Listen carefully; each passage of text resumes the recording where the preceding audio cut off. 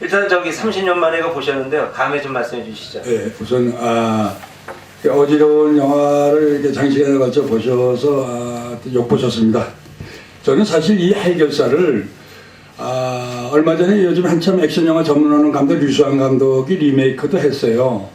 그래서 그건 나한테 양해를 받고 자기가 이거를 영화를 보고 이런 영화를 또 하나 만들고 싶습니다. 허락해 주십시오. 그래서 만들어라나 그래가지고 얼마 전에 아마 해결사 했어요. 전전달인가? 그렇게 그 당시에는 이게 좀 충격적인 영화였어요. 저는 사실 이게 무술 영화를 만든 게 아닙니다. 무술 영화를 만든 게 아니고 또 사실 액션 영화를 만드는 기조 위에서 영화를 만든 것도 아니고 사실 이게 어떻게 보면 저는 감독으로서 소셜 드라마, 그러니까 좀 사회 드라마예요. 보시다시피 등장하는 게 당시의 사회학, 마약 딜러라든가 뭐 사기꾼, 조폭. 옛날에 조폭이라는 말도 안 썼어요. 그래서 이후에 됐지만 조폭의 태동기라고 그럴까? 조폭이 그 마약 딜러들하고 이렇게 손잡고 또 이렇게 서민들을 거기 이게 나왔는지 모르겠는데 전투장난을 해가지고 그 사기꾼들 뭐 이렇게 상가 뭐 분양하는데 사기친 그런 걸 이제 한 그 사서 탐정이 이제 그거를 이제 소위 사회악을 좀 저항하는 얘기죠. 그러니까 그런 거다가 여기 당시에 충무로의 액션 배우라는 것은 뭐 그런 친구들은 다 나왔더군요 보니까. 그러니까 그러고 당시에는 이게 좀 대작이었었어요. 그리고 좀 파격적인 영화였고 이렇게 칼, 그러니까 사시미 칼이라는 것도 없을 때 여기서 지가 지금 제일 소재에 나오죠. 근데 그게 좀 많이 잘렸어요. 그러니까 광렬관에서 이거 저게 무슨 저런 칼을 가지고 뭘 또 하냐고 그래가지고 또 잘리기도 하고 그러는데 하여튼 보시다시피 그래가지고 여기 거기 황정민 씨, 뭐 권일수 씨도 뭐 출연했고 좀 감동 있게 봤습니다. 그런데 지가 당시에 어떤 사회학에 대해서 저항하는 그런 소셜 드라마로 만드는데 그걸 좀 액션화해보자 그래가지고 이렇게 한 거거든요. 그래서 저기 등장하는 배우가 거의 다 99%가 액션 배우들이에요. 저는 이상하게 남자들 영화를 좋아해요. 그러니까 액션화 해가지고 막 그런 뭐 또 우리 훌륭한 인재들이 있지 않습니까? 황정민 씨도 있고 뭐 권인수 씨도 있고 또 지금 당시로서는 액션 영화를 하려면은 참 우리 영화계 또 우리 사회에서는 별로 그렇게 알아주진 않아요. 근데 그 배우들이 원래가 지가 또 좀 좋아하고 막 그래서 어쨌든 우리로 좀 좋은 액션 영화를 만들어 보자 해서 사회 드라마에다가 액션화해서 그렇게 만든 겁니다. 그러니까 그런 좀 우리가 어려운 여건을 여러분들이 이해를 하시면서 봐주셨으면은 뭐 감사하고요. 그래서 우리는 사실 나는 액션 영화를 만들 때 두 가지로 봐요. 뭐냐면 테크니컬한 액션이라고 그래가지고 이제 소위 마셜 아트 무술 영화는 나는 이제 만들 때 이건 테크니컬한 영화를 이제 하자 그러면 소위 그 무술 감독도 동원해서 이렇게 짜 맞추는 영화. 근데 그거를 내가 원래 안 좋아합니다. 아까 그래서 일반적으로 중국 영화를 내가 안 좋아한다는 것은 어떤 특정된 나라의 어떤 영화의 기법이 안 좋아서가 아니라 그런 짜 맞추는 게 안 좋다는 얘기예요. 그래서 제가 오히려 한때 뭐 장철 감독 뭐 이런 사람, 서극 감독 이런 사람 말고 그 전에 망나의 결투, 소금전을 제가 좋아한다는 이유는 그 중국식으로 잘 만들었더라고. 재밌기도 하고. 그 다음에 이제 뭐 그 후에는 한참 중국 영화에 나는 이제 칼부림 영화라고 그러는데 본격 영화 또 장성들이 만들었겠지만은 한국 영화는 당시에 우리 영화보다 제작비 한 5배, 6배를 써서 만들었어요. 그러니까 화면이 그렇게 나와요. 그러니까 액션 영화는 보통 메로드라마보다 좀 많이 투자가 돼야 돼요. 4, 5배가 투자해야 됩니다. 쉽게 얘기를 해서 뭐 여러분 아시는 터미네이터 뭐 다이하드 뭐 람보 이런 거 보면은 그 액션 배우들이 보통 메로드라마 배우의 그 받는 그 출연료가 한 4배 내지 5배 됩니다. 맞으면 실바스타 스톨린이나 뭐 캘리포니아 주지사하고는 아놀드 슈와르체네거 같은 그런 사람이 한 2, 3천만 불 받을 때 메로드라마 배우는 뭐 자스틴 오반 이런 사람 5, 600만 불이에요. 그렇게 차이가 있다고요. 그러니까 온 정성을 다해서 액션을 하는 거죠. 근데 우리는 반대예요. 메로드라마를 하면은 무슨 무슨 여 이렇게 좀 입장하고 뭐 좀 이렇게 몸매 좋고 뭐 그러면 뭐 엄청나게 뭐 사회적 각광도 받고 캐라가 많이 뛰지 않습니까? 그러니까 우리는 좀 반대예요. 그래서 저는 원래가 좀뭐 남자 영화 좋아하고 그런 액티비티한 그런 연기하는 사람을 좋아해서 그렇지, 그런데 내가 특별히 관심이 있고 애정이 있어서 그렇지, 보면 참 현장에서 안 됐어요. 보니까 여러분들 뭐 보세요. 얼마나 엎어지고 자빠지고 뭐 그런 피나는 걸 아침하면 막 다치고 막 어디가 부러지고 그래요. 그런데도 멜로드라마 배우의 한국 실정에서는 뭐 캐라가 뭐 몇 분의 1밖에 안 돼요. 그러니까 못하겠더라고요. 무슨 자존심 상하고 내가 그 연기자한테 저렇게 그 사회적 보상이라기보다 실질적으로 그만큼 대가가 가야 되는데, 그러니까 우리나라는 좀 그래요. 그러니까 더 이상 못해서 이제 나중에 좀한 20여 편 액션하다가 액션 영화는 뭐 좀 시참을 때려치고 안 한 거죠. 그러니까 황정열 씨는 홍콩에 나가서 진짜 한류의 1세대라고 보면 됩니다. 제가 홍콩에 나가서 어떤 영화 감독하고 얘기를 하는데 황정열 씨 별명이 이 탱은 하늘이라고 해요. 하늘점짤. 그 정도 별명을 가질 정도로 그렇게 굉장하더라고요. 그래서 참 뭐 잘됐다 그래가지고 뭐 저를 거기서 영화관은 계속 갔으면 그랬어요. 근데 또 어쨌든 또 모국에서 뭐 한다고 그러다 보니까 이거 우리 환경의 액션 영화 배우도 그렇고 감독도 그렇고 어떤 그런 배우라고 그럴까 그런 좀 목숨을 걸고 영화를 하는데 그게 형편없으니까 아마 이제 또 이제 고군분투하는 거 아닙니까? 어떤 이렇듯 한국 영화에서 액션을 만들려면은 굉장히 우선 뭐 쉽게 얘기해서 노동 감독도 마찬가지입니다. 이쁜 배우들하고 잘생긴 남자 데리고 와서 대사 잘하는 거 사부작 경상동화를 찍으면은 그거 얼마나 쉽겠어요. 그러나 이제 그걸 다 무릅쓰고 어렵게 뭐 코피 터져가면서 했는데도 그만큼 우리한테는 그 액션 배우한테는 별로 대가가 안 오니까 우리 사람들이 참 그 재주가 많습니다. 액션 배우들 여기 지금 나오는 다 충무로야 총망라한 배우들, 액션 배우들이요.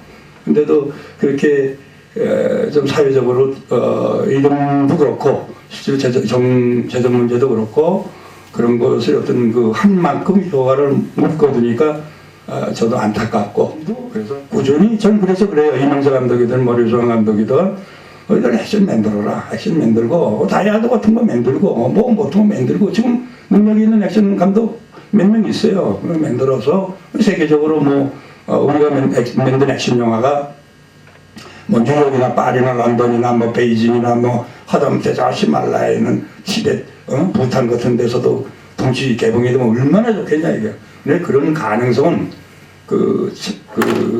액션 영화뿐이다 그 얘기죠. 그래서 저도 뭐 남은 여성이 액션 영화 한 몇 편 좀 더 만들려고 그러는데 이제 한마디만 더 해드린다면 춘향전을 나중에 1,000억을 들여서 만들어도 세계에서 그렇게 많이 안 봐요. 문화가 다르니까 그게 나쁘서가 아니라 그러나 액션 영화를 하면은 좀 이상한 게 나면은 뭐 구름같이 몰려죠. 전 세계 젊은이들이. 예를 들어서 이런 게 있습니다. 아까 어차피 이게 이소룡 해거 그런 기회로 이제 이런 걸 하는 주최 측에서 하시는 건데 저는 세계에서 동양인의 영웅이 두 사람을 봐요. 징기스칸이 첫 번째고 뭐 좋은 의미든 나쁜 의미든 세계 3분의 1을 정복한 사람이 그리고 이소룡이라고 봐요. 그리고 제가 70년대 중반에 지중해 있는 아프리카 노스 아프리카 모로코에 갔는데 거기 가가지고 아랍 음식에 하도 지쳐가지고 영사관에 전화를 걸었어요. 전화를 걸어가지고 아니 한식은 물론 먹겠고 그때 한 40년 가까이 전에 이제 갔었죠. 그래가지고 왕자가 초청을 해가지고 이제 갔는데 어떤 영화를 액션 영화를 한번 해달라 그래가지고 이제 헌팅경 갔는데 음식이 그냥 아랍 음식에 배탈이 나가지고 아침에 호텔에 물론 양식을 주는데 못 먹겠더라고요. 열흘쯤 되니까. 그래서 어디 좀 중국식이나 뭐 일본식이나 파는 데가 없냐고 영사관이 여기서 저 신주고 그 정도 거리 아바스라는 데 있는데 전화 걸었더니 영사관 직원이 옛날에는 어디 가면 영사관에 신고를 해놨어요. 일단 신변 문제도 그렇고 했더니 그럼 이 감독님 거기 카사브랑카 시내에 가면은 중국집이 하나 있는데 거기 가십시오 그러더라고요. 그래서 저는 지중해 해안에 있는 호텔이 있었는데 그래서 거리가 얼마입니까? 거리가 얼마가 됩니까? 차 타고 한 30분이면 된대요. 같이 위험하진 않습니까? 그러니까 뭐라고 얘기를 하냐면요. 그럼 걱정하지 마십시오 그러더라고요. 그러니까 태권도 폼만 잡으라는 얘기예요. 태권도 폼만. 그럼 다 도망간다니. 그렇게 태권도가 유명했어요. 저는 그래서 태권도를 주제로 해서 영화를 만들다가 보니까 제가 액션 영화 아시아나타 하게 된 거죠, 사실은. 그리고 진짜 실제로 나가 보니까 카사브랑카 시내는 그 유명한 카사브랑카 시내 나가 보니까 이 젊은 애들이 전부 그 브루스리 그 옷을 티셔츠를 입고 그러고 있더라고요, 실제로. 그러니까 그만큼 그 브루스리는 오히려 전 세계에서 정말 위대한 배우라고 생각해요, 저는. 저는 배우다 그러면은 브루스리처럼. 근데 브루스리가 그럼 왜 저 친구가 저렇게 그게 젊은 애들의 어떤 그런 우상이 됐을까 연구해 보니까 뭐 연구라기보다 곰곰이 생각해 보니까 직업적으로도 그렇고 이 브루스리는요 무슨 탁월한 연기자예요. 연기니까 이 모든 스포츠 마찬가지지만 이 타이밍과 그 임팩트를 정확하게 구사하는 친구예요. 그 개성한 소리 내면서 리듬을 타면서 찌를 때 찌르고 빠질 때 빠지고 칠 때 치고 하니까 이 소리가 치면 소동이 나갈 것 같더라고요. 그러니까 그게 남한의 전 세계 젊은 애들이 다 그랬던 거예요. 그러니까 그러한 배우가 지금 하나도 없어요, 사실은. 그러니까 이제 그 브루스리는 그야말로 자기가 연마한 그 무술 가지고 그 연기력에 태워가지고 전 세계를 영화로서는 장악을 한 친구래요. 그래서 전 동양 사람으로서는 배우 누구 다 정치가 통틀어서도 징기스칸 다음에는 이 사람 아니냐. 실제로 그 당시 그렇게 생각을 했어요. 대단하더라고요. 아프리카 골모에 가도 브루스리 티셔츠 입고 흉내를 내고 하는데 이상한 소리 슥슥 질러가면서 그만큼 전 세계 당시의 청소년들한테 영향을 준 그 영화배우가 참 위대한 그런 것도 일으킬 수 있구나 하는 생각이 좀 들었습니다. 그래서 또 이제 그런 기회가 우리나라 배우들 또 특히 여기 한경재 씨나 우리 권은실 씨 참 많이 영화 많이 했어요. 또 그런 좋은 시절이 오기를 바라고 또 우리 한국도 또 출중한 액션 영화 감독도 나와가지고 그런 사람을 하나 만들어가지고 전 세계 개봉 다 서울은 물론이고 아까 말씀대로 산간 벽지 없는 나라 마을에서도 그다음에 남미 안데스 산맥의 어떤 조그만 마을에서도 우리나라가 열리기를 바랍니다. 근데 그 첩경이 액션이다 그 얘기죠. 그렇습니다. 이상입니다. 속초에 계시다고 해서 또 못 모셨고 오늘 이제 세 번째 세미나 때 모셨는데요. 그 제가 전화를 드려가지고 어떤 영화를 볼까요? 여쭤보니까 지금 워낙 출연작이 많으시니까는 출연작도 다 기억 못 하시잖아요 지금요. 그래가지고 제가 그럼 해결사를 보면 어떨까 하니까 좋다고 하셔가지고 근데 해결사는 사실은 이제 그 메인 주인공은 아니신데 그래도 어쨌든 간에 해결사가 워낙 뛰어난 영화니까 이제 오늘 같이 봤고요. 그 30년 만에 보셨는데 감회 좀 말씀해 주십시오. 네, 좀 전에 권일수 씨하고 약간의 이야기를 했었는데 화면에 나오는 모든 출연진들이 지금 세상을 떠나고 없는 분이 상당히 많습니다. 그래서 아쉽기도 하고 그분들을 다시 만나게 되니까 지금 새로 백 해가지고 온 것 같은 그런 기분이 들었습니다. 그리고 여러모로 봤을 때 이 감독님이 맨 처음에 저를 픽업을 했었는데 지금 같이 한 자리에 앉아서 연출했던 작품을 보고 있으니까 상당히 감명을 깊습니다. 네.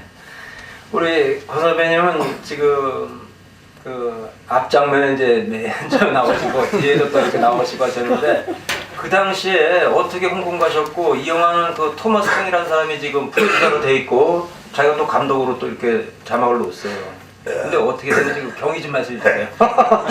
네. 우선 죄송합니다. 우리 대한민국 영화 액션이 1960년대, 70년대 박노식 선생님 시대의 한국형 액션을 갖고 있다가 참 이수롱 이 영웅 같은 양반 때문에 한국 영화의 판도가 바뀌었습니다. 그래서 그때 당시 때 한국 영화에서는 정말 저렴한 제작비로 정말 한 1억 정도에서 1억 한 2천 정도 가지고 한국형 무술 영화가 아니라 이수롱 씨 흉내내기에 중국 영화 흉내내기에 급급한 막 그 시대에 우리 여기 이두용 감독님께서 한국형 액션 영화를 만들자 해서 80년대 초에 사상 유례 없는 제작비와 가장 대작인 작품이었습니다. 그러고 이제 저것이 중국 영화를 흉내내는 것이 아니고 순수한 한국형 액션 영화를 최초로 만들었던 작품인데 그 염치 없는 어떤 감독님이 제가 이 영화에 81년도에 출연을 하고 82년도에 제가 홍콩에 진출했습니다. 그때 여기 영화에 보면 뒤에 한 장면이 나오는 걸 보고 어차피 저 인물을 찾아가지고 앞대가리에 좀 붙여넣어가지고 추정도 할 줄 모르는 외국인들을 몇 사람을 씌워서 나는 이 영화를 저 홍콩에서 찍을 때 무슨 영화인지도 모르고 찍었습니다. 근데 갑자기 뭐 운동 안 된 사람 문둥이 손처럼 해가지고 나오는데 그 찍었던 영화가 한국에서 정말 보석 같은 액션 영화의 앞부분에 이게 들어가가지고 진짜 염치 없는 감독이 연출한 작품에 출연한 염치 없는 배우가 되고 말았습니다. 죄송합니다. 그 저기 황 선배가 그 토마스 탕을 아시는 것 같은데 어떤 분이죠, 그분이? 네, 그분이 홍콩에서 알고 있는데 그 두 형제가 한국에 와서 한국 액션 영화를 거의 다 사다가 그걸 갖다가 더빙을 해서 완전히 중국 영화로 변동을 시켜가지고 해외 판매가 된 것 같습니다. 그래서 이거는 있어서는 안 되는데 이럴 줄 알았으면 그때 막았을 건데 그럴 줄은 몰랐습니다. 그 정도로 하여튼 청망라돼서 출연하신 영화고요. 진짜 기념비적인 영화입니다. 여기 나왔던 그 전 배우들이요. 그때 당시 때 이두용 감독님 사단이었습니다. 한 명도 빠지지 않고 총 출연한 영화예요. 이게 이제 이 감독님이 그 액션 영화 진짜 계속 하셔야 되는데 너무 천시받는 장르다 보니까 이 감독님이 장르를 바꾸셨죠. 그래가지고 뭐 물돌이 동소품 시작해가지고 피마 그 다음에 물레 이렇게 이제 쭉 제작하셨는데 그 안 하시다가 간만에 하여튼 이걸 연출하셨던 것 같아요. 그때요. 그때 액션 영화 잠깐 쉬셨었죠. 그러니까 최후의 증인 만드시고 그 다음에 나온 건데. 그 다음에 네. 그렇죠. 그러니까 좀 쉬었다가 지금 그 액션 영화의 미련을 못 버려요. 지금도 마찬가지입니다. 지금도 제가 책을 시나리오 좀 3개를 준비를 하고 있는데 그게 다 액션이에요. 액션인데 그게 어떻게 되냐면 난 집단에는 뭐 다른 감독도 마찬가지겠지만 지금 3개의 다른 감독이 못 만드는 액션을 만들자 이거 연구하는데 그냥 머리가 터지는 거죠. 그래서 뭐 무술 영화는 뭐 중국에서 잘 만들고 또 칼 쓰는 영화는 일본에서 잘 만들고 그러니까 총은 또 뭐 할리우드에서 너무 잘하고 그러니까 어떻게 좀 뭐 내가 욕심이 너무 지나친지 모르겠지만 또 다른 감독이 흉내도 못하는 걸 좀 만들어야 되겠는데 그러면서 지금 끙끙하고 있습니다. 그래서 그건 왜냐면 다시 한번 말씀드리지만 우리가 세계에 나가는 것은 뭐 명예 때문에 이러는 게 아니고요. 우리가 실제로 지금 뭐 요즘에 영화가 한 100억 이상 들어가는 영화가 1년에 서너 편씩 나와요. 그럼 그 100억이면 미국 돈으로 1000만 불인데 1000만 불 정도면 액션 괜찮은 완성도 높은 걸 만들 수가 있거든요. 그래서 그걸 만들어서 세계에 나가야 돼요. 이게 무슨 올림픽에서 1등을 하려고 나가는 게 아니라 실질적으로 나가서 저는 뭐 한 40년 가까이 전에도 그 생각 미리 했지만 지금 뭐 선견지명이 있어서가 아니라 넓은 시장에 나가서 한번 승부를 봐야 돼요. 그래가지고 거기서 이제 그 돈 페이백이 엄청나게 와서 그걸로 다시 투자 정도 해가지고 아주 완성된 고가의 액션 영화를 고품질의 액션 영화를 만들어야 이게 뭐 미국 젊은이나 뭐 인도 젊은이나 다 유럽 젊은이 다 보는 거지 그냥 썰렁썰렁 해가지고 되지 않아요. 근데 이제 아까 뭐 춘향장 말씀드렸지만 웬만한 메로드라마 아무리 우리 절세 미인인 생각 빨갛게 맞고 찍어도 그걸 드는 수가 많대요. 근데 그 액션 영화는 한번 본문이 터지기 시작하면 전 세계 젊은이들이 거의 다 보거든요. 그러니까 그거를 노려야 돼요. 그래 우리나라 영화가 좀 이렇게 실질적으로 그 외국 자본이 좀 들어와야죠. 그러니까 여기서 100억이다 뭐 200억이다 들여봐야 그거 여기 맞으면 좀 시체만을 본전 보시려면 그럼 뭐 100만 들어도 뭐 거의 1000만이 들어도 뭐 1000만 들었다 그러죠. 그 돈 얼마 못 벌어요. 그러면 영화가 계속 발전할 수 있습니까? 저는 영화 산업에 관한 얘기를 하는데 그래서 어떻든 그런 데서 가장 좋은 소재는 장르는 액션이다 그 얘기죠. 그래서 그걸 미련은 지금도 못 버리고 있죠. 권 선배님, 그 지금 이 영화 찍은데 장소가 어디죠? 벽돌공장 나오는 데가? 지금 하남입니다. 하남에. 예. 예. 주로 지금 이 장소가 하도 여러 군데가 나와가지고 아까 이 감독님 잘 기억 못 하시는데 서울하고 부산에서 나와서 찍었던 것 같아요. 예, 부산까지 갔어요. 그래가지고 30년 전의 모습들이 쭉 보이는데 한강 개발 전두환 정권 때인데 그때 이제 한강 개발되던 모습들, 그다음에 애들이 스카이 콩콩 타고 다니고 보니까 아주 감회가 새롭고요. 그다음에 이제 검열 부분에서 그 회칼 나오는 게 이제 처음이셨다고 그러는 게 저도 생각해보니까 그 전에 이런 수위의 영화들을 못 봤거든요. 근데 지금 상당히 이제 뭐 대단하고, 그다음에 에마 부인 이후로 지금 성인 영화 수준의 이제 그런 검열이었던 것 같아요. 그래서 보면은 이제 여배우 뭐 가슴신도 이렇게 나오고 그러는데 그때 검열 얘기 좀 해주시죠. 검열이 애매했어요. 무조건 셌지만은 뭐 과도한 폭력, 과도한 성표현 이러면 안 되거든요. 그 어디까지가 과도한 거냐? 그러면은 그 뭐 검열관 마음대로죠.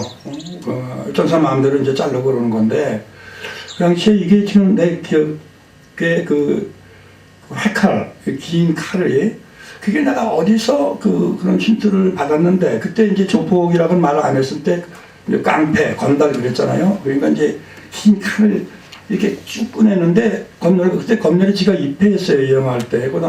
그 감독이, 해당 감독이 입회를 할 때가 있었는데 그 앞에 검열관 여자들이 이렇게 몇 명 부인들이 보더니 저게 무슨 칼이 저런 거? 저 부엌칼 아니야? 뭐 중국 부엌칼인가? 그러더니 저 끔찍한데? 저거 안 돼. 그러더니 막 잘라더라고 내가 앞에서.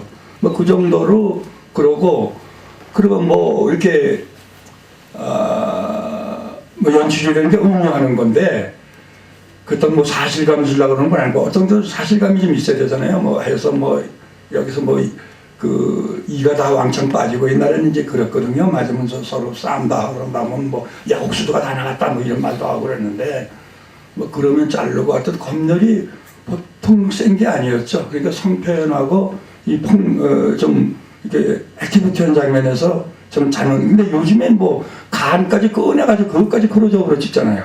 그러니까 좀 많이 좋아졌죠. 근데 그렇게 찍는 게 좋다는 게 아니라 어떤지 뭐 잔소리하는 사람이 없으니까. 당시에는 그 감독들이 그래서 타선이 붙어가지고 현장에서 좀 잔인하게 하면은 이거 검열이 될까 이랬어요. 그러니까 여기도 알기에는 그 벽돌을 잡아가지고 벽에다 붙여가지고 퍽 치면 이게 그냥 면상이 뭉그러지고 있는 그런 것도 찍은 것 같은데 그게 이제 안 보이네요. 그러니까 이제 그 사실감이 이렇게 해서 찍은 것도 뭐 검열해서 안 되면 안 되는 거죠. 근데 지금 요즘에는 뭐 그게 관이 전혀 없어졌으니까 이제 감독의 상상력에 이제 달린 거겠죠. 어쨌든 요즘 감독들은 검열이 없어져서 너무나 좋을 것 같습니다. 그 최후의 증인도 상당히 이제 검열 때문에 많이 단축이 되는데, 그러니까 이 영화도 지금 뭐 단축이 많이 된 겁니까? 그 솔직히 잘 모르겠어요. 어쨌든 단축이 많이 됐죠. 많이 됐는데, 그러니까 최후의 증인처럼 뭐 어떤 시인별로 이렇게 하는 게 아니라 약간 뭐 싸우다 보고 뭐가 어디가 폭 들어가고 뭐 그런 거는 잘리고 네. 뭐 이제 그런 거겠죠. 근데 지금 정확히 기억은 안 나는데 좀 이렇게 좀 잔인하다 그러면은 좀 잘리고 뭐 그랬어요. 황 선배님 그 사우나 그 하는 데서 전라로 출연하셨더라고요. 감독님이 시키셨겠지만 그래가지고 거기서 액션씬 벌어지고 그랬는데 이때 이 영화 당시 이제 무술 감독이 따로 있었습니까? 그때 없었죠. 그럼 어떻게 이제 액션씬 연출은 어떻게 하신 거죠? 감독님은 잘 하십니다. 그래서 요구하는 대로 맞춰서 되는 거죠. 아니 그럼 또 이 감독님한테 또 여쭤봐야겠는데 아니 어떻게 무술 감독 없이 액션 영화 찍습니까? 그건 내가 좀 잘해서가 아니라 나도 이제 태권도를 한 5년 동안에 초단을 한 적이 있었거든요. 근데 지가 그 일본말로 다대시 무술 감독의 우리말로 그것을 안더스의 끝까지 전 안 든 게 뭐냐면은 그 홍콩 영화 아까 좀 그렇게 별로 내가 그 호감을 안 갖는다니까 그런 거 아닙니까? 이렇게 짜서 하는 거가 눈에 보이는 걸 참 전 싫어해요. 네? 그러니까 이제 야 하고 뭐 기계처럼 차차차차 맞추고 이러는 게 그 싸움이 그런 게 어딨습니까? 네? 그러니까 이걸 해서 제작사도 차라리 홍콩 무술 감독 데려오면 찍으면 어떻겠어 힘드시니까 이렇게 얘기하더라고요. 나 안 듣는다고. 그러니까 그건 뭐냐면 그럼 뭐 홍콩 영화죠. 그러니까 싸우는 기법이 홍콩 영화가 100편 됐던 거의 다 같잖아요. 그래서 내가 사실 그리고 과장되고 그래서 홍콩 액션 영화에는 별로 제가 그렇게 호감을 안 갖는다는 게 이제 그런 뜻으로 얘기고 그래서 그게 싫어서 짜서 하는 게 싫어서 이 싸움이라는 게 막 아마 여기 계신 분들은 모르겠지만 평생에 남이 따고 한 번은 안 때려본 사람이 허다해요. 겁이 나서. 그리고 또 따고 한 번 안 맞고 평생 사는 사람이 더 많죠. 그렇지 않습니까? 깜깜한 딱 이렇게 둘이 어떤 이상한 놈하고 마주쳤다 그러면 사람이 오싹 긴장이 되는 거야. 겁이 나고. 근데 그 싸움을 휘둘른다는 것이 어떤 예측할 없는 방향에서 손발이 나가야 그게 좋은데 그게 맞는 얘기인데 이건 둘이 짜서 착착 하는 거 그게 참 싫죠. 저도 짜서 하긴 합니다만 그렇게 이제 기계적인 짜 맞춤은 아니고 그래서 그냥 저는 가장 좋은 게 배우들한테 대충 이렇게 하고 이렇게 해보쇼 해봐라 하는 것을 하는 것이 가장 좋다고 생각해요. 더군다나 이런 선수들한테는 말할 것도 없죠. 그러니까 저는 특별히 그런 이유 때문에 기계적으로 짜기가 싫어서 그 무술 감독을 안 뒀죠. 네, 맞습니다. 제가 황 배우님 간단하게 소개말을 드리고 그다음에 계속 질문을 받겠습니다. 황 배우님이 1944년 12월 21일생이시고요. 이두용 감독님 영화에 이제 처음 데뷔하시죠. 그래가지고 그 뒤에 1970년 6월에 대만을 건너가셨다 그러네요. 대만에서 공부도 하시면서 물론 이제 언어 공부죠. 그다음에 출연도 하시고 그들이 이제 홍콩 가시고 지금 이 영화처럼 이제 한국에도 왔다 갔다 하시면서 이렇게 활동을 하셨습니다. 그래가지고 79년에 이제 원화평 감독 영화로 이제 취권, 사형도수 이런 영화들이 이제 출연하셨고요. 그다음에 이제 3호 화권, 그다음에 남북 취권, 궤도 출마, 그다음에 쌍우. 일단 이두용 감독님하고 또 오랫동안 같이 하셨죠. 네. 그다음에 이제 사망유희, 사망타, 그다음에 본인이 이제 또 감독을 또 하시죠. 천룡란, 네. 그다음에 스타빌의 불청객 같은 영화 이렇게 쭉 하시고 활동하셨습니다. 지금 해결사 이후로 보스, 그다음에 암흑가의 황제 출연하시고 마지막 출연작이 지금 어떤 거죠? 금요새. 네. 근데 마지막은 별로 없고 TV 드라마. TV 얼마 전에 그때 예, 하셨고 외국 영화는 이제 홍콩 영화 마지막 했던 게 기억하기가 그렇네요. 오래돼가지고. 하여튼 최근에도 외국 TV사에서 와서 인터뷰하고 그다음에 DVD 제작하는데 이제 어쨌든 간에 인터뷰 계속 들어가고 있고요. 해외에 가장 많이 알려진 액션 배우라고 할 수 있죠. 우리 황 선배님한테 질문 있으시면 말씀해 주시죠. 꼭 황 선배 아니래도 세 분 계시니까.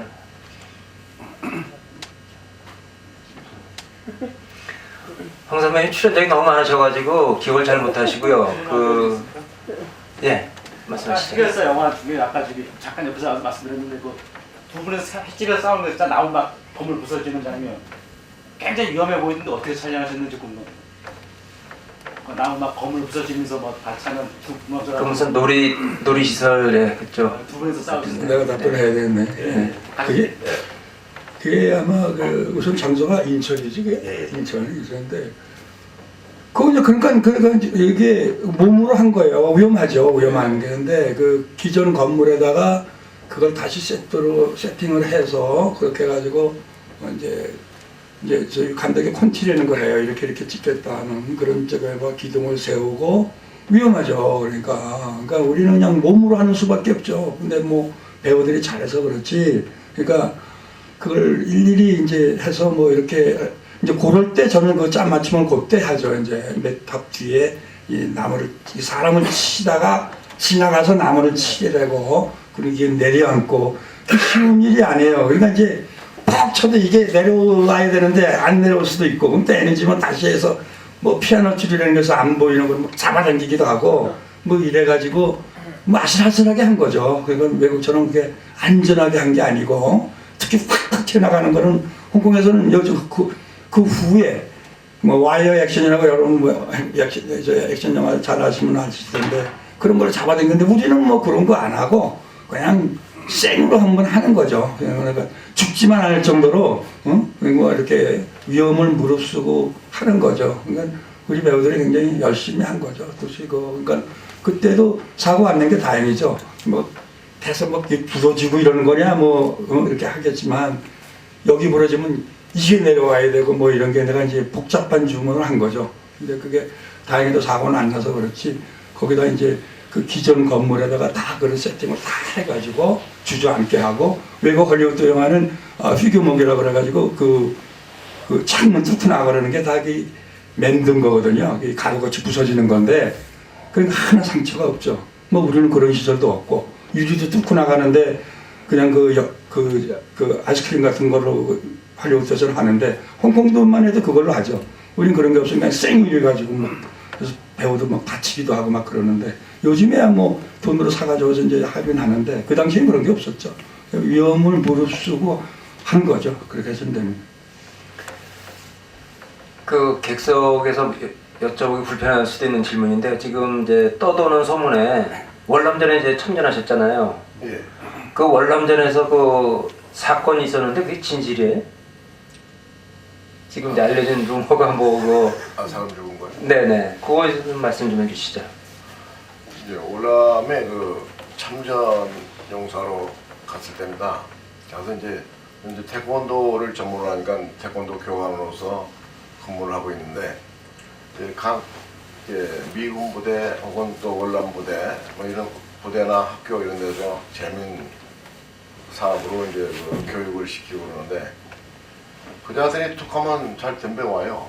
태권도를 이제 얼마나 센가 싶어서 테스팅하는 것인지 건달들도 있고 그런 것들 덤벼오니까 그 싸움을 하겠다고 한 게 아니고 공격해 들어오니까 빠지면서 때리는데 그게 제대로 맞았는지 그냥 저쪽 벽에 가서 부딪히고 그냥 그대로 싹 죽어버렸대요.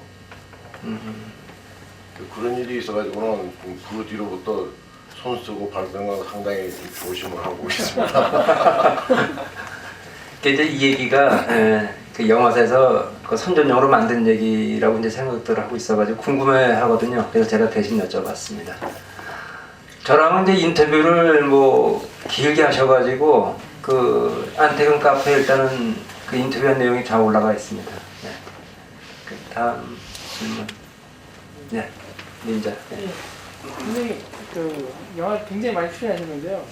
가장 재밌는 에피소드 같은 거나 아니면 또 기억에 남는 그 배우분이 있으면은 한국 가신 거 호흡이 잘 맞고 이런 분 있으면은 말씀해 주시면 아니 황영희 선생님. 그건 상당히 많은 작품을 하다 보니까 이제 상대 배우들도 상당히 많았습니다. 뭐 국내 배우도 있었고 뭐 홍콩 배우도 있었고 뭐 이건 미국 배우까지 다 있었는데 우선 손발이 잘 맞는다는 건 이제 저 성룡이 제키 챈이 이제 상당히 좀 유연성이 있습니다. 그래서 상당히 잘 맞고 또 그 사형도수를 찍을 때 이게 끊어 때린다는 게 잘못 끊어 때려가지고 이빨도 빠진 적이 있죠. 그 화면에서 영상 그게. 그래서 이제 그 이빨을 뺐는데 빠졌는데 바로 연결되는 대사가 있어요. 근데 이제 이가 하나 없으니까 소금이 그 땅콩을 싹 깎아가지고 한 적도 있었고 또 우리 한국 배우들하고 같이 찍을 때는 이제 동심 속에서 하는 것 같은 그런 기분이 들어서 상당히 재미들이 있었습니다.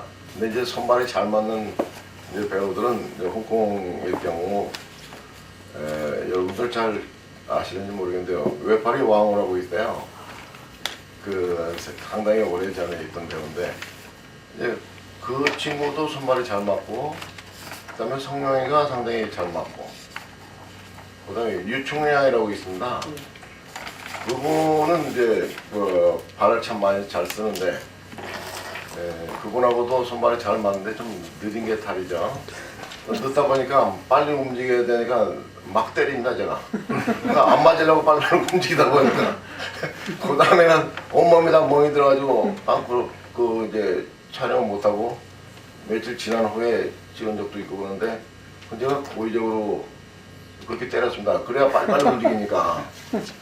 그거 뒤로부터 아 이렇게 되니까 좀 빨리 움직이는구나 싶어서 다른 배우들하고 할 때 일부러 끊어 때립니다. 그냥 깜짝깜짝 놀래게. 놀래면서 하니까 더 잘 되는 것 같아요. 이제 그런 에피소드죠. 뭐.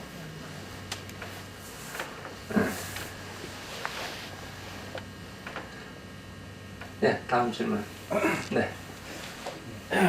영화 보시면 그 태권도를 주로 이제 배우셨는데 용웅이라고 저 대사부라는 영화에서 공술도 좀 하시고 하시는데 직접적으로 좀 어떻게 배우셨나 전문으로 배우셨나 해서 제가 예.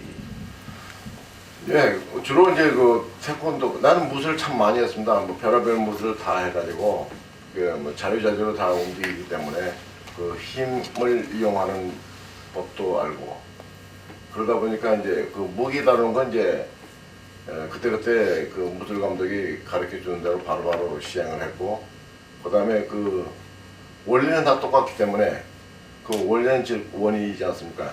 원심력. 그리고 원심력을 이용하니까 모든 그 기구나 이런 것도 쉽게 다룰 수가 있고 또한 멋을 부릴 수가 있습니다. 그래서 이제 그걸 하다 보니까 자꾸 욕심도 나고 또 재미도 있고 또 물론 이제 힘들 때도 있지만 그러나 이런 게 하나하나 그 과정이 잘 돼가기 때문에 상당히 재미도 있고 그래서 열심히 해가지고 보여드린 겁니다. 그 객석에서 또 하시기 곤란한 질문 제가 또 하나 하겠습니다. 그 이제 계속 악역하시고 그 이제 조역하시고 그러시지 않습니까? 예. 그게 좀 어땠습니까? 그때 뭐 스트레스가 있었나요? 그 이제 결국 자기가 이제 주연하고 감독하시고 이렇게 하신 건데. 아 그게요. 제가 처음에 홍콩을 가가지고 영화 매거진을 보니까 그 아주 굉장히 유명한 배우들이 상당히 많지 않습니까? 그거를 단순히 크게 내려면 어떤 방법이 있나 싶어서 연구를 해보니까 이 거울을 보고 내 얼굴을 보니까 뭐 어떻게 생겼어요. 그래서 제작자한테 내가 이 영화에 출연을 하려면 악역을 준다면 하겠다. 그랬더니 왜 그러냐고 그래요. 그래서 봐라. 이 얼굴이 보통 날 그런 게 아니니까 이 남들이 보기에도 악역적으로 상당히 좀 좋다. 그러니까 가만히 생각하더니 그렇게 한번 해보자 그래요. 그래서 이제 악역을 했는데 그게 이제 제대로 된 거죠. 화면을 봐서 얼굴을 봐도 강해 보이니까 주인공보다 더 강해 보이고 주먹도 더 세니까 우선 처음에야 많이 두들 패다가 나중에 한번 꺾어지면 그만 있는데 그게 상당히 그러다 보니까 매력 있는 게 악당 주인공은 항상 옷도 화려합니다. 모든 게 화려해요. 그 다음에 폼만 잘 잡으면 되고 근데 이제 마지막으로 잠깐 가면 되는데 주인공은 거지 행세를 해가지고 맨날 끝까지 돌아다니고 그 마지막 제일 고전에 많이 맞다가 마지막에 한번 딱 때려가지고 쓰러뜨리니까 아무 의미가 없잖아요. 그러다 보니까 악역이다. 그래서 악역을 주로 많이 했습니다. 그래서 또 선한 역을 하게 되면 그 작품 잘 되는 걸 못 봤습니다. 안 맞아요. 보통 그 제가 악역으로 출연하면 주인공 한 서너 명씩 갖다 붙여놔도 약해 보이는데 제가 주인공이 되면 누구를 나보다 강한 사람을 놓겠습니까? 그러니까는 깨질 수밖에 없습니다. 그걸 이제 잘 알기 때문에 지금 절대로 선한 역을 안 합니다.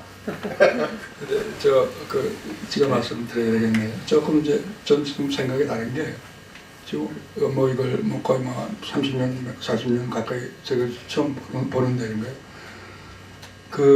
이걸 할 때 캐스팅 할 때는 하여튼 이걸 만든 사장이 펄쩍펄쩍 뛰었어요. 그 주인공 그거 얼굴이니까 지나내나지 뭐. 그리고 여기 황정민 씨 나는 그렇게 멋있게 봤다고. 그러니까 이제 그게 뭐 내가 성견지명이 있어서가 아니라 영화라는 게 뭐 거울이라는 말이 있잖아요. 사회적 거울이다. 그러니까 뭐 정호성이처럼 신동일처럼 잘생긴 사람만 배우시키는 게 난 그 당시에 이상했어요. 오히려. 그러니까 보통 길에 지나가는 사람 같은 그런 아저씨 같은 사람도 얼마든지 살면 정관이 같은 사람 말대체 되는 사람이 대통령 될지 누가 알았어요. 그렇잖아요. 뭐 고매한 이런 결정은 대통령하고 교수하나요? 그런 게 아니에요. 이 사회 구성원이 그렇지가 않다고. 예, 그러니까 나는 그렇게 되게 정형화된 얼굴들이 참 싫었다고. 그래서 그 주인공 시키니까 뭐 벌쩍벌쩍 뛰져요, 사실은. 나중에 나보라 그 사장이 이건 너 그거 보셔. 그 영화 흥이 잘 안 됐거든요. 근데 나중에 알려지긴 했지만 많이. 그러니까 그렇게 얘기를 했어요. 사실 배우들한테 오늘 처음 얘기를 하는데 내가 비난도 많이 받았어요, 그 사장한테. 예? 왜 하필 그 호구만한 배우 중에서 그거 시키냐 이거지, 이제. 뭐 배우 하면 좀 잘생기고 좀 뭐 이렇게 여배우하면 또 예쁘고 섹시하고 이런 거 시켜야 되는 거 아니냐. 근데 난 일부러 오기가 나서 그런 게 아니고 저 수수한 사람, 수수하면서도 그런 기능을 가진 사람, 그러니까 또 어떤 악에는 또 이렇게 발벗고 나설 수도 있고. 오히려 나는 황정민 씨는 더 잘생겼더라고. 너무 생각보다 더 잘 나왔더라고요, 보니까. 그래서 그러나 이 사람들이 어떤 분노를 가지고 뭐 수족을 휘두를 때는 그 두 사람이 이제 싸우는 게 내 용어 상박 같은 그런 기분으로 한 거예요. 좀 무시무시하게 무슨 칼을 쓰고 뭐 잔혹하게 눈을 보려면서 무시무시한 게 아니라 그 분노를 안고 싸우는 그 강도가 여러분들 그렇게 느꼈는지 모르겠지만 전부 아까 사실 그 씬에 그런 걸 하려고 그런 게 치면은 내려오고 뭐하고 저는 지금도 내 액션 영화에 뭐 눈가를 파고 뭐 어떻게 하고 그런 건 표현은 안 합니다. 근데 이제 그 싸움 자체가 좀 바람이 휙휙 일고 좀 무시무시하게 느끼게 저게 지금 싸우는 거구나 하는 뭐 그런 거를 느끼려고 이제 그런 건데 그래서 저는 뭐 생김새를 막 쓴 것이 아니고 좀 이렇게 친근감이 있으면서도 그런 어떤 자기의 분노라든가 여러 가지 표현할 때는 좀 무시무시하게 좀 표현할 수 있는 자로 주로 이제 캐스팅을 하죠. 근데 거기서 이제 황정민 씨는 건달이니까 오늘 보니까 참 더 좋더라고요. 내가 옛날에 캐스팅을 잘했구나 이런 생각이 좀 들더라고요. 네. 저도 그 황선배를 이제 처음 본 거예요, 재작년에. 근데 너무 멋있는 거예요. 물론 배우니까 다 멋있지만은. 근데 지금이야말로 이제 주인공 하시면 멋진 영화가 나오지 않겠나. 이제 그때 그런 생각을 했었습니다. 예.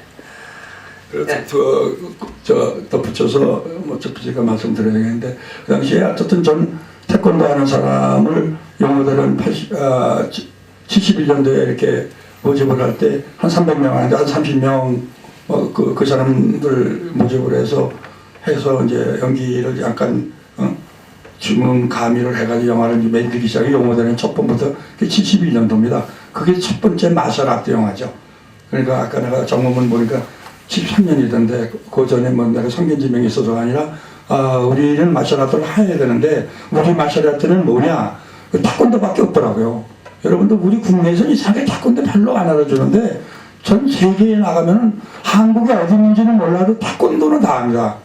그러니까 이거 자체를 가지고 어떤 영화를 만들어보자 해서 71년도에 그때 한 모집을 해서 한 300명 중에서 한 30명을 추렸는데 그때 황정민 씨가 태권도를 제일 잘하더라고요. 발 이게 나가고 이러는 게 이게 뭐 지극히 내 마음에 들게 하더라고요. 참 제일 잘했어요 그 당시에. 그리고 우리 여기 고린수 씨는 이 천상 저 양반은 탤런트예요. 이 칼을 휘두르는데 아주 뭐 일본 사무라이보다 더 잘 휘두르는 것 같아요. 근데 이게 하도 막 홍콩 영화 이런 데 저런 데가 좀 배린 것 같은데 이게 다리도 말이죠. 아주 이게 개다리 같이 이렇게 딱 이렇게 짚고 그게 아주 무사로선 진짜 시청하고 아주 맞다져 잘해요. 칼 것도. 그래서 여기도 그래서 저는 본인은 아는 건지 모르겠지만 그 액션 영화 꼭 출연시키면 고민수 씨한테 칼을 들어라 그러죠. 아주 잘해요. 일본 웬만한 그 사무라이 역할을 하는 것보다 참 잘해. 그런 특기가 있어요. 한국에서 감독을 해먹으려면 그런 걸 알아야 돼요. 저 친구는 막 여자 부리는 거가 전문 같은 그런 분위기가 있다. 그건 누구다. 뭐 권일수 그러면 칼을 잘 쓰면 권수대로 하라 이래야 되고 뭘 하잖아 뭘 해라 이제 그러니 빤하니까 충분히 그 배우들을 소위 기능이라 그럴까 그리고 특기 같은 거를 아주 이 머릿속에 들어가 있어야 감독합니다 한국에서는. 그래서 뭐 헤맬 것도 없고 이 역할은 누구 이 역할은 누구. 그래서 아까 권일수 씨가 그런 사람을 내가 이대영 감독 사단이란 말이 한국 영화에 이제 처음 나왔어요. 그래서 이제 뭐 그 어떤 기자가 그렇게 써가지고 그런데 그 기능이 다 있어요. 각 배우마다. 그런 특성도 잘 알아요. 특히 액션 영화를 할 땐 그걸 잘 알아야 저 친구는 때리는 걸 못해도 맞는 걸 잘한다. 이것도 알아야 된다. 그리고 한 가지 나는 그 성룡이라는 배우가요 아주 머리가 좋은 배우라고 생각해요. 성룡이는 누굴 공격해서 유명해진 배우가 아닙니다. 맞으면 역할을 의도 맞아가지고 맞는 걸 어떻게 요령있게 빠져나가느냐 이것만 연구한 친구예요. 브루스리는 가격을 하는 데서 그야말로 신기가 있을 정도로 아까 제가 임팩트 얘기를 했지만 그걸 제일 세계에서 제일 잘한 배우가 뭐 미국 배우고 뭐 누구 같고 이소룡이고 그리고 이 성룡은 어떻게 그걸 반대로 생각을 했는지 본인이 그런지 모르겠지만 이 친구는 맞아서 엎어지고 자빠지는 거를 기가 막히게 재밌게 하는 무용처럼 하는 게 성룡이라고요. 이 성룡은 맞으면서 유명한 배우죠. 쉽게 얘기하면 본인이 그걸 개발하고 배우려는 게 그런 걸 잘 자기의 그 강점 그걸 잘 응용을 해야죠. 저는 오늘 이 자리가 진짜 꿈만 같습니다. 예전에 이대용 감독님 진짜 현장에서 뭐 찬바람 부시는 아주 대표적인 감독님이신데 이렇게 옆에서 얘기도 하고 한 배우님도 이렇게 했고 예.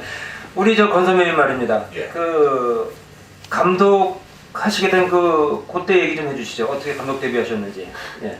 물론 뭐 이중관님 계시지만 제가 이제 쭉 연기자 생활을 하다가 무술 감독을 했습니다. 무술 감독을 한 100여 작품을 하는 동안에 어느 그 순간에 이병 감독님 작품을 하면서 이병 감독님이 우연히 나를 어떻게 봤는지 자기 방에 불러가지고 그때부터 S자를 그려놓고 이렇게 가면 너 카메라가 어디로 가는지 아느냐 이거 이게 시선이 어디로 가느냐 그 며칠 붙잡혀서 공부를 했어요. 어떻게 보면 이병 감독님 저한테 최초로 그 카메라 가르쳐 주신 스승님이기도 하고요. 제가 이제 큰 주인공을 못 해봤기 때문에 영화만 나면 반드시 저는 죽었습니다. 그리고 제가 만약 500편을 출연했다 그러면 테스트할 때까지 죽는 걸로 따지면 영화 OK까지 죽는 걸 따지면 한 작품에 보통 한 20의 작품씩 20번씩 죽었으니까 한 10,000번 정도 죽었다고 보면 됩니다. 그러니까 무기는 주인공보다 더 많이 잘 다루는 것이 우리 같은 배우인데 한 작품 할 때마다 공직할 때마다 역할마다 다 다르기 때문에 칼을 줄 때도 있고 창 줄 때도 있고 도끼 줄 때도 있고 돌멩이 줄 때도 있고 별게 다 있기 때문에 우리가 반드시 다 죽어야만 그 영화가 끝이 납니다. 우리가 안 죽으면 영화는 절대 끝이 나지 않습니다. 근데 이제 죽는데 이골이 났습니다. 이골이 좋다. 나도 감독을 하자. 근데 무술 감독을 한 100여 작품 이상을 하면서 카메라도 배우게 되고 또 나름 연출 공부도 좀 하고 또 좀 물어보기도 많이 물어보고 책도 보고 그러면서 내가 이제 감독이 되면 나도 좋은 역할 한번 해봐야 되겠다. 죽는 역할 말고. 근데 막상 내가 감독이 딱 되고 나니까 출연을 못 하겠더라고요. 그래서 그때부터 제가 출연을 안 하고 그냥 오로지 감독만 하고 있는데 아직까지도 타석에는 한 7번 정도 들어가서 방망이를 후렸는데 아직까지 안타를 한 번도 못 차고 계속 삼진 아웃만 당하는데 지금 제 심정에는 어떤 심정이냐 그러면 이제는 안타를 치고 나고 싶은 심정이 아니라 이제 데드볼 한 대 맞고라도 1루수 나가면 그 다음부터는 내가 뛰어서라도 홈에 들어오겠다는 그런 아주 절박한 심정으로 지금 열심히 돌아가고 있습니다. 기대해 주십시오. 네. 네. 먼저. 네. 고 배우님한테 한 가지 예. 질문드리겠는데 정말 많은 작품에서 뵌 기억이 있거든요. 그 본인 스스로가 생각하실 때 가장 대표적인 어떤 필모그래피, 합작 영화를 포함해서 대표 작품들을 좀 한번 말씀을 해주시면 저 작품을 또 소장하는 데 도움이 될 것 같아요. 거의 제 같은 경우는 대표 작품이 없습니다. 제가 맨 처음 영화계에 딱 나오니까 처음에 영화계를 할 때는 저는 처음 스턴트맨 출신이었습니다. 그때 처음 영화계를 나오니까 내가 스턴트맨 할 수 있는 배우가 1m 80에 가까운 배우가 한국에 불과 4명 정도 있었습니다. 박록식 선배님, 박암 선생님, 윤일봉 선생님, 남구원 선생님, 그런 키 큰 분들이 액션 영화를 하면 제가 피리고 따라다니면서 반 죽도록 하고 나갔는데 한 번도 영화에 나온 일은 없습니다. 그래서 첫 나왔더니 야 버일수 예 너 이번에 가이다마야? 예 알겠습니다. 감사합니다. 난 역할이 가이다마 일본 그 가이다마상인 줄 알았습니다. 그때 당시 때 가이다마라 그러면 요즘 이제 일본 영어 요즘 영화는 선티맨인데 그때 당시 때는 일본 영어를 많이 썼어요. 야 보내주는 이번엔 저 가이다마야. 아 정말 감사했습니다. 아 오늘 우리 아버지한테 가서 제일 먼저 큰 소리 친 것이 아버지 저 역할 하나 맡았습니다. 뭐냐 일본 무사 역할인데요. 가이다마 역할입니다. 가이다마 상이라고. 그래서 그때 당시 때 흑백 영화 뭐 칼라 막 시작하고 막 그런 무렵에 삭가 쓰고 지붕에서 뛰어내리고 칼싸움 딱 하고 고개 탁 숙이면 카메라가 따고 들어오면 주인공이 대나무 칼 가지고 이렇게 밀면 남구시로 변해요. 그렇게 배우 생활을 시작했기 때문에 단 한 번도 내가 아 이건 내 대표적으로 기억에 남는다가 아니라 나왔다 그러면 강간하고 안 그러면 도둑질하고 안 그러면 맞아 죽고 총 맞아 죽고 칼 맞아 죽고 화살 맞아 죽고 죽는 것만 무지장 죽기 때문에 아 나는 내가 출연한 작품이 전부 다가 대표작입니다. 그래서 이제 이건 제 같은 경우에 이제 에피소드인데요. 또 역할 하다 할 게 없으니까 제가 저승사자 역할을 한번 했습니다. 키도 크고 하니까 까만 도포를 입고 갓을 쓰고 용인에 가면 신갈 기흥 저수지가 있습니다. 저수지에서 촬영하는데 이제 처음에 주인공은 귀신이고요. 다들 이런데 저승사자는 사람 데리러 가면 되니까 굉장히 예림했습니다. 간증도라고 하니까 저수지 옆에 가가지고 매점에 가서 이제 하드를 하나 사 먹으려고 나는 아무 생각 없이 갓 쓰고 저승사자 옷 입은 채로 어슬렁어슬렁 밤에 한 12시쯤 돼가지고 갔더니 매점의 문이 이렇게 여는 게 아니고 문을 드르륵 이렇게 여는 문이에요. 문을 열고 들어가는 순간 그 안에 할아버지하고 할머니가 텔레비를 보고 있다가 나를 보고 기절초풍을 하면서 할아버지가 할머니를 막 밀어내는 겁니다. 그래서 난 그 순간 아니 그게 아니고요. 저 촬영하는데 저승사자 역할을 맡은 저 배우라고. 그런데 이미 할아버지하고 할머니는 거의 기절 상태예요. 그래서 다시 현장에 와서 옷을 벗어놓고 다시 갔어요. 할아버지 할머니 운명하실까봐 쇼크사라도 갔더니 할아버지하고 할머니는 이미 사람이 아니에요.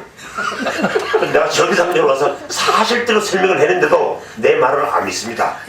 나한테 그때 물어보는 말이 우리 집에 오는 동안에 저승사자 못 봤수? 그런 재밌는 일은 많죠. 그 이후로 돈이 에만침 궁해도 저승사자 역할은 안 했습니다. 자 이제 시간이 다 됐는데 마지막 질문 받고 네. 일단 뭐 오늘 이 자리에서 이등 감독님을 오래간만에 뵌 것 같은데 저는 앉아서 하시죠. 제 카메라 찍고 있습니다. 네. 일단 두 분 권혜수 선배. 선배님이랑 황정민 씨는 충무로에서 제가 영화를 좀 하면서 가끔씩 뵙고 뭐 권혜수 선배님 술도 가끔 하는 건데 어제 이 자리에 오기 전에 청계천 DVD 가게에서 전영록 씨를 만났어요. 전영록 씨를. 그래서 오늘 이런 행사가 있다. 그랬더니 꼭 오고 싶은데 마포 아트홀에서 진짜 좋아해 뮤지컬하고 시간이 겹친다고 가서 좀 참석을 못한다고 좀 전해주라고 하더라고요. 그리고 그 전영록 씨가 얼마 전에 그 TV에 나와서 그 감독님 말씀을 많이 하시더라고요. 그 또라이 뭐 이런 거 남산 케이블카를 뭐 대역 없이 뛰어다녔다는 등 이런 참 오늘 뵙게 되니까 반갑습니다. 그리고 제가 그 감독님 작품을 아직도 그 물레야 물레를 한림영화사 정소영 감독님 그 아들분한테 사가지고 아직도 팔고 있어요. 아무튼 감사드립니다. 한국영배 황두승 사장 그 출신이라 그 한림영화사 그쪽도 좀 알고 있었거든요. 옛날. 아무튼 뭐 아직도 일단 연령상으로는 원로 감독이신데 젊은 사람들이 많이 본받아서 좋은 액션 작품을 좀 할 수 있는 그 활력을 다시 한번 마지막일지 모르지만 활짝 피고 좀 좋은 작품, 액션 작품을 하셔서 저희 같은 사람도 좋고 또 많은 후배들한테 영화인에 더할 수 있게 좀 부탁드리겠습니다. 감사합니다. 네, 감사합니다. 제가 감사하다고 이 말씀드립니다. 네, 그럼 네, 그 기념 촬영하고 오늘 3회 세미나 행사를 마치겠습니다. 감사합니다.